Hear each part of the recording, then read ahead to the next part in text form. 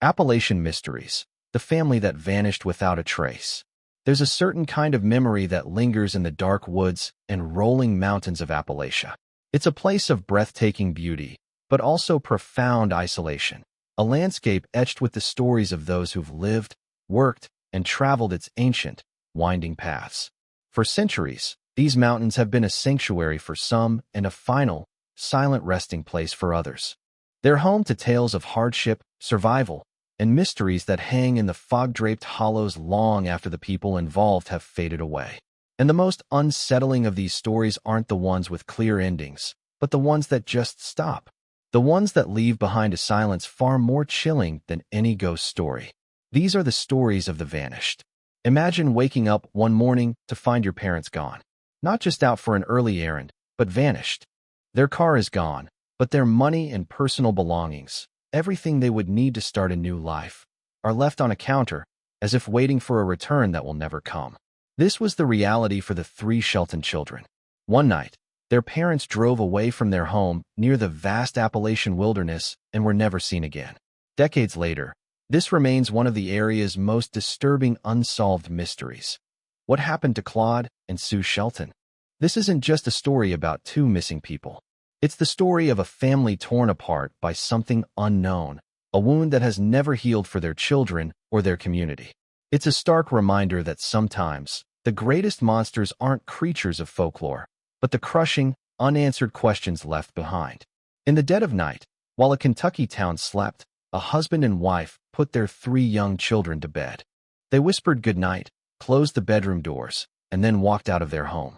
They got into their white Ford Galaxy, drove off into the darkness, and were never seen again. No note, no warning. They left their children, their paychecks, and their lives behind. It's as if they drove off the edge of the world.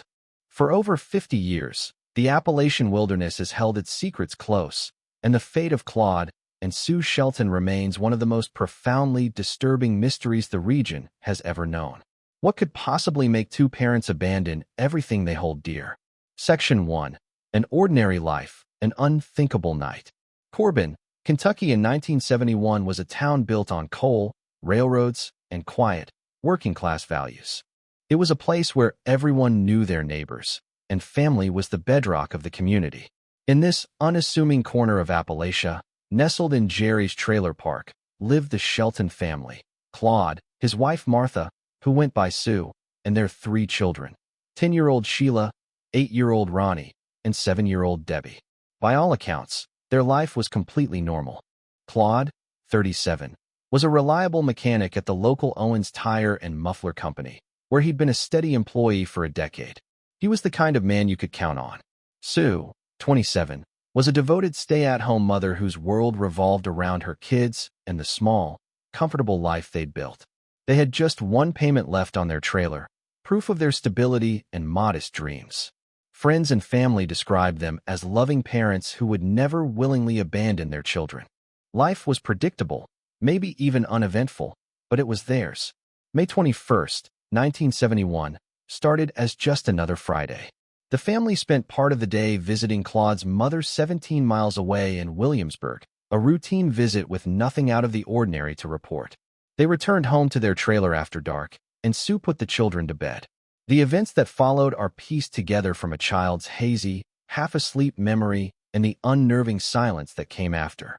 Sheila, the oldest, later recalled hearing her father ask her mother a simple question that, in hindsight, feels unbearably heavy. "Are you going to go with him or stay home?" It was a mundane question, the kind asked 1,000 times in a marriage. But on this night, it was the last thing she would ever hear them say. Sometime around 2 a.m., Claude and Sue Shelton walked out of their trailer. They told their children they were heading out for a late-night snack, a quick trip to King's Truck Stop, a local 24-hour spot about 5 miles down the road, to get coffee and sandwiches. It was a plausible reason to leave in the middle of the night. They closed the door behind them, got into their white 1967 Ford Galaxy 500, and drove off. On the kitchen counter, they left behind Sue's purse. Inside the home remained Claude's uncashed paycheck. Everything pointed to them returning shortly, but they never did. The next morning, the sun rose on a world that had been irrevocably altered. The children woke up to an empty home. Their parents weren't there. This wasn't right. Confusion curdled into fear when, around 7 a.m., Claude's boss from the tire company knocked on the door, wondering why his most reliable employee hadn't shown up for work. The terrified children called a family friend, who in turn contacted the police. The disappearance of Claude and Sue Shelton had officially begun. The ordinary life they had so carefully built had vanished into thin air, leaving behind 3 bewildered children and a mystery that would harden into a local legend. Section 2. The Search and the Silence. When police arrived at Jerry's trailer park, they found a scene that was both ordinary and deeply unsettling. A home, lived in and tidy, but missing its 2 most important occupants. The children's story was simple and harrowing. Their parents had gone for a snack and never came back. The investigation started logically. Officers went straight to King's truck stop, their supposed destination. But right away, they hit the first of many dead ends. No one there, not a single employee or late-night customer, remembered seeing Claude, Sue, or their distinctive white Ford Galaxy that night. It was as if they had set out for a place they never reached. The search spiraled outwards. Police, joined by rescue squads and the Civil Air Patrol, fanned out across the surrounding area. They scoured local woods and the roads connecting Corbin to the wilder parts of Kentucky. They checked every ditch and drove down every back road. They interviewed family, friends, and neighbors. Everyone said the same thing. The Sheltons were a stable, happy couple, completely devoted to their children. The idea that they would just leave was dismissed by everyone who knew them. They weren't in trouble, they didn't have secret debts, and there was no known reason for them to run. At the time, one of the most significant features of the landscape was Laurel River Lake. The dam was under construction from 1964 to 1974, and in 1971, the area was a massive, active work in progress. It was a chaotic scene of torn earth, construction equipment, and newly flooding valleys. The lake, which would eventually reach depths of over 280 feet in some areas, immediately became a focal point of the investigation. It presented a grim but plausible theory, a tragic accident. Could they have taken a wrong turn on an unfamiliar, poorly marked construction road in the middle of the night? Could their car have plunged into the dark, rising waters, disappearing without a trace? It was a horrifying thought, but it was one of the only explanations that seemed to fit. Divers searched the murky depths of the new lake, but the area was huge and the visibility was poor. The searches turned up nothing. No car, no debris, no sign that the Sheltons had met their end in a watery grave. Days turned into weeks, and the investigation stalled. There were no witnesses, no ransom note, and no bodies. The white 1967 Ford Galaxy, a large and hardly inconspicuous car, had vanished as completely as its owners. The case went cold with unnerving speed. The only tangible, though unverified, clue came from a truck driver who reported seeing a car with its hood up on the side of the road that night. He suggested that a helpful man, maybe a mechanic like Claude, could have stopped to offer assistance. This one tip pointed to a much darker possibility, that the Sheltons hadn't been victims of an accident, but of foul play, their kindness exploited by someone with violent intentions.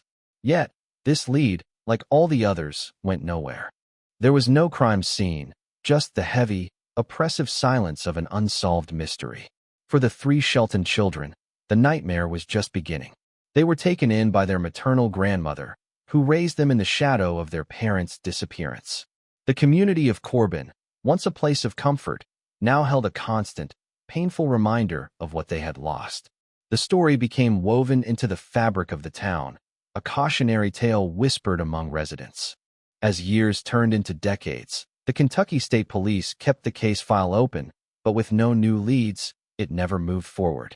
In 2009, there was a brief flicker of hope when the children's DNA was entered into a national database and compared against unidentified remains.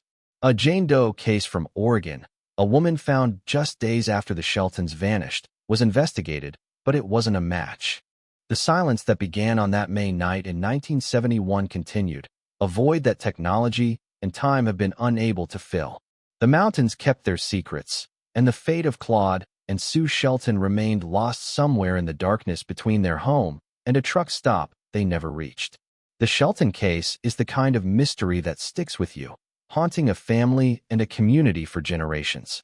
But the Appalachian region is vast, and it holds more than one story of people who have walked into the wilderness and never walked out. If you find these stories as compelling as we do, and you want to support our work in bringing them to light, please take a moment to subscribe to the channel and click the like button. It helps us continue to share these important stories. Now, let's explore the theories that have swirled around this case for over 50 years. Section 3. The theories that haunt the hills. With no real evidence to go on, speculation has rushed in to fill the void. For over half a century, family, investigators, and armchair detectives have wrestled with the few known facts, trying to piece them into a story that makes sense. But every theory comes with its own nagging questions that refuse to be answered. The puzzle of what happened to Claude and Sue Shelton can be broken down into three haunting possibilities. They chose to leave, they were taken, or they had a tragic accident. Theory 1. A voluntary disappearance. On the surface, the idea that two parents would intentionally abandon their three young children in the middle of the night seems unthinkable. Everything known about Claude and Sue suggests they were devoted to their family. Claude had a 10-year history at the same company, a model of stability. They were about to own their trailer outright. These aren't the actions of people planning to flee their lives. Yet, some details of their departure have fueled this theory. The most significant is the money. While some reports said all their money was left behind, other accounts suggest they took a jar containing about $600 with them. In 1971, $600 was a lot of cash, more than enough for a head start on a new life. Why take that much money for a quick trip to a truck stop? This detail stands in stark contrast to Sue leaving her purse and Claude leaving his paycheck. It's a baffling contradiction.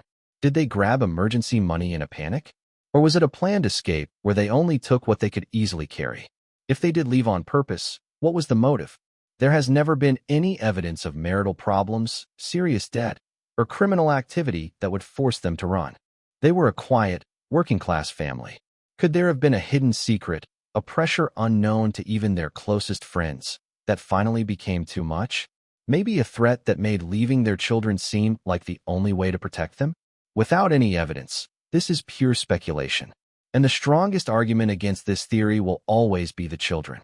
To believe Claude and Sue left on their own is to believe they transformed from loving parents into people capable of inflicting a lifetime of pain on their kids, an act that everyone who knew them has always said was simply not in their nature. Theory 2. Victims of foul play. For many, this theory is the most plausible and the most terrifying. It suggests that the Sheltons were simply in the wrong place at the wrong time. The tip from the truck driver, who may have seen a car with its hood up, is a chilling anchor for this scenario. Claude was a mechanic. If he saw someone in trouble on a quiet road late at night, he probably would have stopped to help. It was in his nature, and that act of kindness could have been their doom. This scenario imagines them pulling over, Claude getting out to look under the hood, and then being ambushed. It could have been a robbery gone wrong for the $600 they may have had. But a simple robbery doesn't explain why the couple and their car disappeared completely. This leads to a darker possibility. They were abducted and murdered, and their car was disposed of to hide the evidence. Driving the Ford Galaxy into the deep, dark waters of the still under-construction Laurel River Lake is a scenario that's been considered from the start. A heavy car submerged in hundreds of feet of water in what was then a chaotic construction site could easily stay hidden for decades, if not forever. The question is, who would do this? Was it a random act of violence? Or was it targeted? The Sheltons had no known enemies, which makes a targeted attack seem unlikely. The randomness is what makes it so frightening. It suggests that anyone, no matter how careful, could fall victim to a chance encounter on a dark road. Police have stated that foul play is suspected in the case. But the decades that have passed without finding their bodies or their car is the most frustrating part. It's hard to make a car, let alone two people, simply vanish. Unless, as many suspect, they're resting at the bottom of a man-made lake. Theory 3. A tragic accident. The accident theory also centers on Laurel River Lake. But while the foul play theory suggests they were forced into the water, this one proposes they drove in by mistake. In 1971, the area around the lake was a confusing maze of new and old roads, many of them unlit, unpaved, and unmarked. It's conceivable that in the darkness, they took a wrong turn, got disoriented, and drove straight into the water before they even knew what was happening. However, many who know the area find this unlikely. Claude and Sue had lived in Corbin for years. They weren't strangers to the local geography. While the construction site would have been confusing, would it have been so confusing that two sober locals would accidentally drive into a massive body of water? It seems improbable. Plus, searches of the lake over the years have turned up nothing. While it's possible the car is in a spot that was missed, with each passing year and each new sonar scan by independent searchers, the odds of the car being in the lake and remaining unfound diminish. This theory offers a less sinister, though no less tragic, explanation. It paints a picture of a simple mistake with catastrophic consequences. But like the other theories, it leaves too many questions. It doesn't comfortably account for the money, and it relies on the idea that two people familiar with their surroundings would make such a fatal error. Ultimately, each theory is a ghost. It has a shape, but no substance. All that's left is the certainty of the loss and the unending question: what happens when a family simply drives away and disappears from the world? Section 4. The lingering echoes of the vanished. A single event can create echoes that last for generations. A disappearance is never just one story. It's all the stories that branch off from the gaping hole of their absence. It's the story of those left behind, of a community grappling with a mystery, and of the place itself, now forever tied to a tragedy. The Appalachian region is filled with these echoes, stories of people who walked into the wilderness and were swallowed by its immense, beautiful, and sometimes unforgiving landscape. The children of the lost. The most devastating impact of the Sheltons' disappearance was, of course, on their three children. Sheila, Ronnie, and Debbie woke up one morning to a life they could never have imagined. Raised by their grandmother, they grew up with a void at the center of their lives, a constant, nagging question that shaped their existence.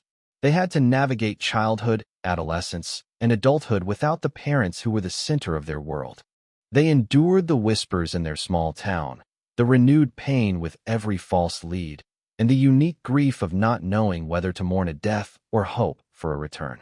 Their only son, Ronnie, who was just 8 when his parents vanished, passed away in 2015 at the age of 73. This chain of loss feels like a cruel extension of the original tragedy. For years, the children carried the burden of the mystery, and decades later, they are still hoping for answers that might finally bring some measure of peace. A landscape of mysteries. While the Shelton case is about parents vanishing from their home, the broader Appalachian region is no stranger to mysterious disappearances. The Appalachian Trail itself, a 2,200-mile footpath, is a world unto itself, a place of pilgrimage for thousands of hikers, but also a place where the veil between civilization and wilderness is incredibly thin. One of the most heart-wrenching modern cases is that of Geraldine Inchworm Largay. In 2013, the 66-year-old hiker stepped off the trail in a remote section of Maine to use the restroom and got lost. Though she was an experienced hiker, she couldn't find her way back. She set up her tent and waited, believing rescue was coming. For 26 days, she survived alone and kept a journal. In it, she wrote a heartbreaking message: "When you find my body, please call my husband George and my daughter Carrie. It will be the greatest kindness for them to know that I am dead and where you found me, no matter how many years from now." She tried to text for help, but with no cell service, the messages never went through. Her remains weren't found for over 2 years, discovered by chance just 3,000 feet from the trail. But not all disappearances are accidents. In 1996, Julianne Williams and Laura Winans were found murdered at their campsite near the trail in Shenandoah National Park. For 28 years, their case remained a haunting, unsolved crime. But in 2024, thanks to advances in DNA technology, the FBI identified their killer as Walter Leo Jackson Sr., a convicted serial rapist who died in prison in 2018. The resolution brought a long-awaited answer to their families and served as a dark reminder that the dangers in the wilderness are not always from the elements. Further north, an area in southwestern Vermont known as the Bennington Triangle has its own dark legacy. Between 1945 and 1950, at least 5 unexplained disappearances happened around Glastonbury Mountain. The first was an experienced 74-year-old hunting guide, Mideye Rivers, who got ahead of his group and vanished. The most famous case is that of 18-year-old college student Paula Jean Weldon, who went for a hike on the Long Trail in 1946 and was never seen again. Another case involved James Tedford, who, in 1949, vanished from a moving bus between stops. These unsolved cases have fueled theories ranging from a serial killer to more paranormal explanations, creating a larger tapestry of mystery that blankets the Appalachian region. Over 50 years have passed since Claude and Sue Shelton drove into the Kentucky night. 50 years of birthdays and holidays missed. 50 years of children growing up without their parents, and 50 years of a case file gathering dust. The world has changed immeasurably since 1971. Technology has advanced in ways that would have seemed like science fiction. DNA databases can connect killers to decades-old crimes, and sonar can peer into the deepest waters. And yet, the Shelton family mystery endures, a stubborn and painful void. The white 1967 Ford Galaxy has never been found. No credible sightings were ever confirmed. No remains have ever been identified. They are suspended in time, forever a young couple leaving for a late-night snack. Their story has become a piece of Appalachian folklore, a chilling local legend that speaks to a fundamental fear that we can simply vanish from our own lives, leaving behind nothing but questions. What happened to them? Did they fall victim to a monstrous act of violence on a lonely road? Did they make a fatal wrong turn into a dark, rising lake? Or did they, for reasons we may never understand, choose to drive away from everything they knew and loved? Every possible answer feels incomplete. The truth is, we will likely never know. The Appalachian wilderness holds its secrets close, and the fate of the Shelton family remains one of its most chilling, unanswered questions, a story of a family drive that ended somewhere in the vast, silent darkness. The disappearance of Claude and Sue Shelton is a case that deserves to be remembered, not just as a mystery, but as the story of a family that was shattered. What do you think happened to them? Was it foul play, an accident, or something else entirely? Share your theories in the comments below. And if you want more stories that explore compelling unsolved mysteries, make sure you subscribe to the channel and turn on notifications. Thank you for watching.